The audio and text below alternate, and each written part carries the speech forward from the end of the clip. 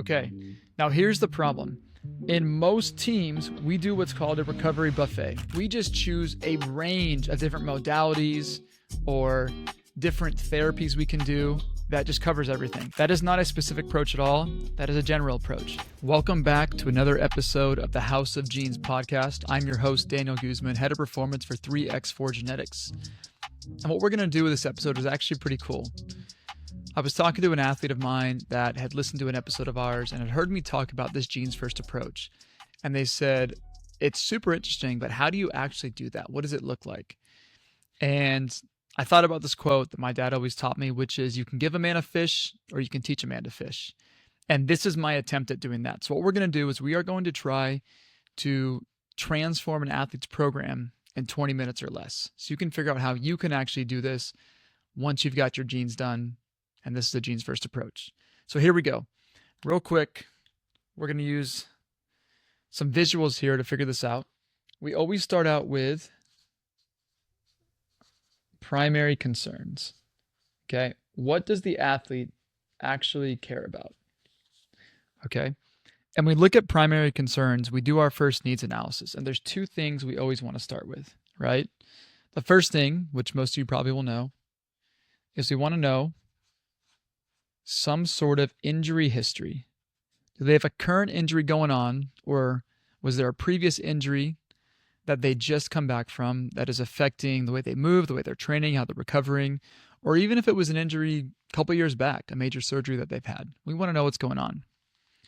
The second thing is we always want to understand a training history.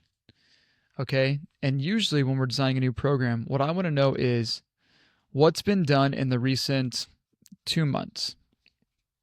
If we're talking about soccer, we can look at things like distance.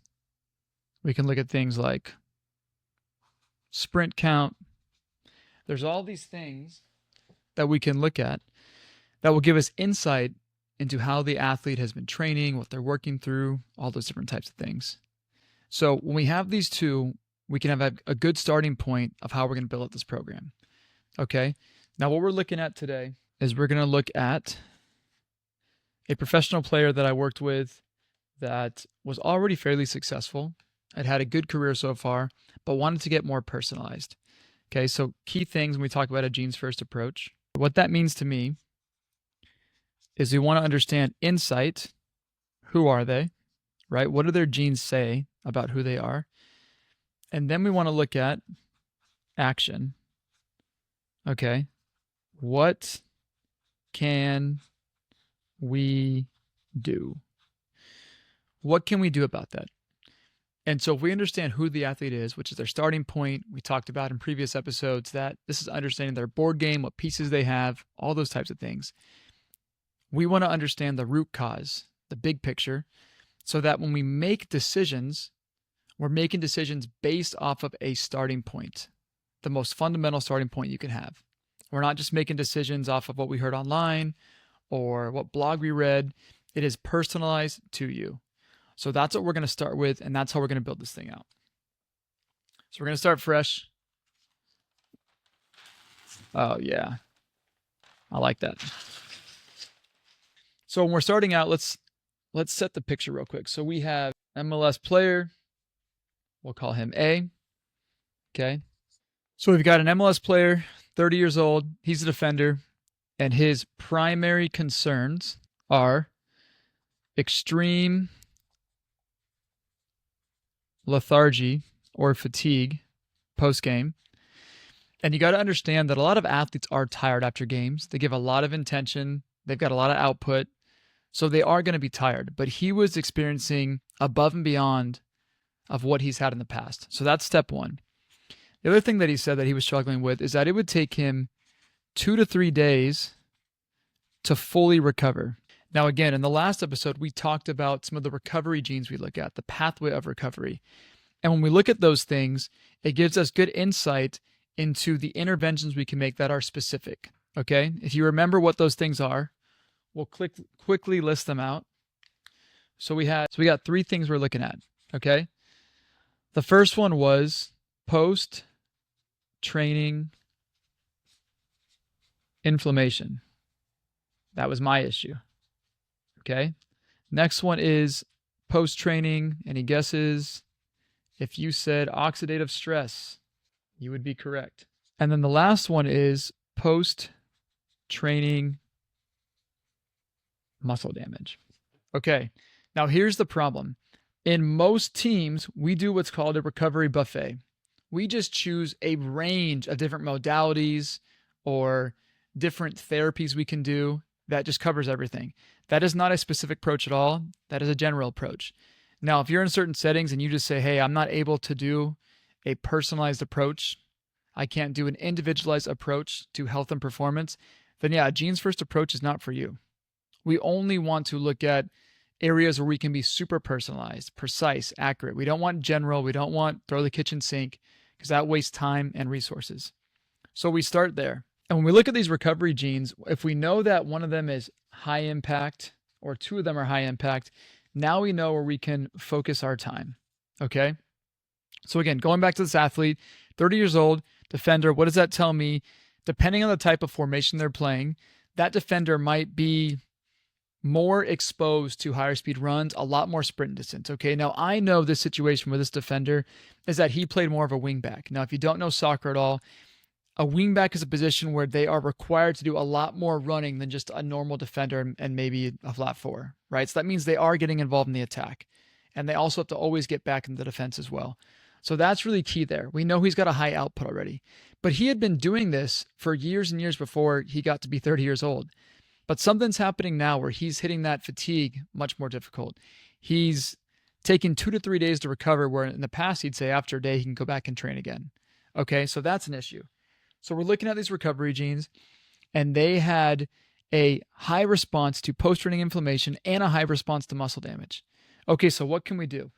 If we start with inflammation, we'll do big I here. What are the modalities? What is the nutrition, the supplementation that this athlete can do that'll help support inflammation? Okay, and if I look at my notes here for this athlete, he had a few options. Okay, one thing that he had available to him was hyperbaric oxygen therapy. Okay, hyperbaric oxygen therapy is great. A single 60-minute session of hyperbaric oxygen therapy can switch on over 8,101 genes in a single session. That is huge. There's a lot of research to show that when people are doing hyperbaric oxygen in a condensed period, we can see those inflammation markers come down. So that was a big one. So he had availability of that. He also had a sauna at his house. Okay, another great thing that can help reduce inflammation. And then at work, they had a cold plunge. Okay, so this athlete has options in this case of what they could do. Based off the time, we created a setup where they were doing each of these things that were accessible and easy to implement into their system. Okay, the cold plunge, the hyperbaric chamber were already at the facility. So doing a cold plunge after training 4 days a week was what they felt comfortable with. That was great. Okay, when we look at these three things, I think that the biggest bang for your buck in this case is going to be the hyperbaric oxygen therapy, but the sauna is also a great option too. Oxidative stress was not high for him. It was low impact, but these two things are also going to hit that, so it's still beneficial. It's okay that we can kind of get that 2 birds with 1 stone kind of thing. All right. The other thing too is about the time. Now, he was doing about 3 hours of hyperbaric oxygen therapy a week. The sauna, he was doing about 60 minutes. And the cold plunge was probably a total of 10 minutes off those 4 sessions. Not a whole lot. But it was specific, and it was something that he was able to implement. Or before, he was just kind of each week, what do I feel like is available? What can I get into? It wasn't the best setup. So that was the inflammation side. When we looked at MD, muscle damage, okay, at the club they have massage, which is great. Okay, that is a passive recovery choice this athlete could do. They also had massage devices. Think about whether it's a Theragun or it's some sort of device where they can do something that I would say is somewhat active. They have to control it, but they're just going to sit there and put it in the body part they need it at, right? Those were the 2 big things that they had available to them at the moment. They had foam rollers, massage sticks, that kind of stuff. But when we looked at these, the massage devices beat out both of those, okay? Now, again, the massage device is something that he can take with him anywhere. Okay. What else are these guys doing? They have to be in a lot of meetings for film prep, for discussions with the coaches, the medical staff. So this is something that they could take into meetings with them. And so that way they were able to double up on their time or make the most of that time if they had a 30 to 60-minute defenders meeting, whatever it might be. The massage takes a little bit more time. Okay. And we have to schedule this out. So this athlete was able to do 2 30-minute sessions of massage. This is different than treatment they may have got from their physio or from their physical therapist. Right? Throughout the year, there's a bunch of stuff these athletes might be working through, and they're getting specific muscle, tendon, whatever it might be. They're getting specific work on that based on what their training load is. But the massage is completely different. Okay, we want to help that nervous system calm down a whole lot more so that the brain is not just sending out stress hormone all the time. We want to get them out of that fight or flight and more into that rest and digest. So that was really important for them. Other than this, we still did the big ones. Sleep, all right? Could this athlete aim for 8 hours? And we measured it with Aura, all right? Also, nutrition, which we didn't even touch on yet. Are they getting the right amount of protein, depending on what the dietitian and sports nutrition staff was saying? Are they getting in the right nutrients? Are they getting in enough calories, which is actually a pretty big thing that you would think most of these athletes get enough of. A lot of them actually undereat calories and undereat carbohydrate. We'll do a whole nother discussion on that when I bring in Annalise Smith or some of our other clinical team. But that's something that we really have to help coach them up on. But this is kind of the layout for this athlete. All right. So we're starting to build out this recovery protocol based off of their primary concerns.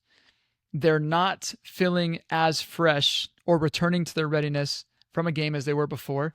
Now, why has that been important? Because when you start getting to midweek games, when you have a game on Saturday, then Wednesday, then Saturday, if he's not feeling good for 3 days, that's Sunday, Monday, Tuesday, the coaching staff has to make a decision. And it could be signaling not just to the athlete, but to the performance and medical staff that this athlete is not recovering in a proper amount of time to be prepared to play another 90-minute match or even contribute. And that's not the case. We want to make sure that we can reduce that downtime, make sure the athlete's feeling confident, more recovered, and if we need to, we can measure it with different devices there. Okay? Okay, so when we look at this week, how it works out, Sunday, Monday, Tuesday, Wednesday, Thursday, Friday, Saturday. Okay? In this scenario, let's say that they had a match on Sunday, Monday's off. The next match, begin with the end in mind, is at Saturday. M day, match day -1, match day -2, match day -3, match day -4. Not every team trains like this. This is one specific team. Okay. As we build this out and we're looking how to best prepare for them, we are still thinking, what can they do on their off day at home? All right. This is where the athlete would choose these modalities because he would come into the facility. All right. And he's still getting some sort of work even on his off day. Should not be any surprise to anyone that has ever looked into pro sports or understanding what these guys do. Okay. And when they come back here, now we have to figure out what we're doing on each of these days. We're going to keep in mind some ideas about this. Here on this day, this was a big sprint day. Okay. It was large-sided games. It was high output. It was probably one of his biggest distance days of the week. Whereas this was a big change of direction day. There's a lot of X cells and D cells. There was a lot of metabolic load on those joints. This one is low intent and low volume. It was highly tactical. But we have to make sure that they are pushing the intensity on these days so that we can still continue to develop and prepare them for the demands of that end of the week match. Okay? We just call this an intro day or a restart day. So we still had to start doing stuff here. So how do we build out the different components on the modality side? Modality, sleep, nutrition right here. We can now start to build this out for the athlete. Okay, so we have our modality up here on Monday. HBOT, 60 minutes. Sauna, 25 minutes. Okay. On Tuesday, because we're still trying to prepare for the demands of the week, on Tuesday, They were going to back-to-back sauna again, 25 minutes. On Wednesday, HBOT another 60 minutes after their biggest session. Okay. And then on Thursday, they had that sauna again. The only real risk was sauna, if you want to call it a risk, but a consideration is that we want to make sure that we are taking into consideration hydration. They're not going for too long. They're not dehydrating. They're getting enough electrolytes back in. But we're going to monitor all that when they're with the athletes, whether they're doing different urine tests, whatever it might be. But we are keeping track of that. Okay, but you can kind of see how we build it out. And the cold plunges would build out probably on that Tuesday, Wednesday, Thursday, Friday. That's what the athlete preferred. And part of this too is when you work with pro athletes, they just might have certain preferences. Even if we feel like we've got certain research we want to show them, we want to have discussions about it. You know, obviously we've read the research about cold plunging potentially blunting muscle growth and all that kind of stuff. We get that. But when it comes to high performance sport, there's times where we want to make sure the athlete is feeling good. And if that's the one thing that they enjoy doing, we're going to let them do that. Okay. Now, if it gets out of range, of course, we've got to discuss it with them. But it is this relationship. I don't work with athletes like a dictatorship where I'm telling them, here's what you have to do. You have no freedom. You have no decision making. We're a partnership. We're working this together. Okay. When it comes to sleep, of course, we want to try and have them get their 8 hours. Okay. The big thing that we might mark here when we're looking at our aura stuff is I love seeing deep sleep at 20% of their total sleep. And we can have discussions around sleep hygiene, which we'll do in a different episode, about how are they setting up their environment to sleep. One way that somebody put it to me that was really, really helpful for me, because I'm not always the best sleeper, is if you think back, if you lived in a cave, right? And you'd go to your cave, you want to go into the cave knowing that there's not a bear outside or a tiger or some big threat that's going to attack you when you're sleeping. If you think that in the nearby surroundings in your environment, there's a bear out there, what is your brain going to do? Your brain's going to be alert. And we all know those moments where we're sleeping, but we have that thing in our mind and it's not a very restful sleep. Versus the flip side, if we know that there is no threat in the area and we're able to put a barrier there or we can close off the cave, whatever it might be, our brain can actually relax and get into that rest or digest state. Okay. And if we can do that, we're going to see a lot better improvement in deep sleep. So sometimes that might mean temperature, that might mean some sort of white noise. It could be restricting a certain screen or any type of phone activity before bed. There's a lot of things that it could be, but we want to talk about routines and sleep. We'll do a cool episode with our clinical team about mood and behavior genes in the brain and how we help develop strategies for this. But when these guys are traveling all across different time zones, and they've got late games, they're getting back at 2 a.m. All this stuff is pretty cool to look at. Nutrition's the last one, right? And nutrition, although it can be somewhat obvious, there might be certain foods that we want to consider, foods we want to avoid, depending on the day. We're still going to look at the main ones, right? Protein, carbohydrate. Are they getting enough calories? Okay, all that stuff's pretty basic.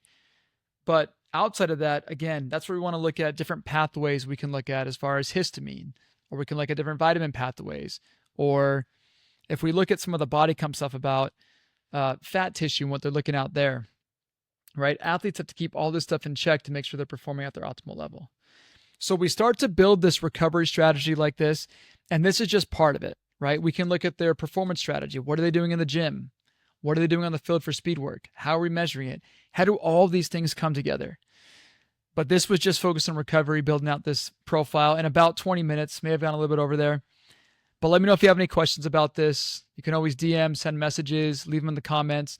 It's a really cool way to take a genes first approach to recovery with our athletes. This was episode 3 of House of Genes.